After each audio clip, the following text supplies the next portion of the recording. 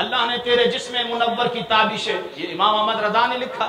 حضرت امام احمد رضا نے اتنا علم پانے کے بعد، حضرت محترم کل ہی رات میں نے بات کی، امام احمد رضا نے اپنے آپ کو جب حضور کی بارگاہ میں پیش کیا نا، تین جملے کا پہلا کہا کہ کوئی کیوں پوچھے تیری بات رضا، تجھ سے کتے ہزار پھرتے ہیں۔ کوئی کیوں پوچھے تیری بات رضا، تجھ سے کتے ہزار پھرتے ہیں۔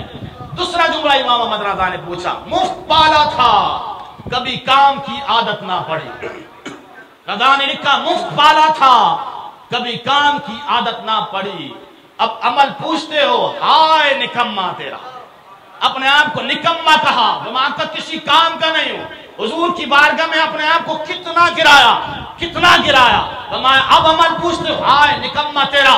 اور جب حضور کی بارگاہ میں پہنچا رضا، حضرت محترم 56 علوم جاننے والا، ہر مسئلے پہ کلام کرنے والا، جب حضور کی بارگاہ میں پہنچا تو کہا سرکار ہم گواروں کو یہ طرز ادب کہا، اپنے آپ کو گوار پیش کیا، کہا ہم گوار لوگ ہیں، سرکار ہم گواروں کو یہ طرز ادب کہا۔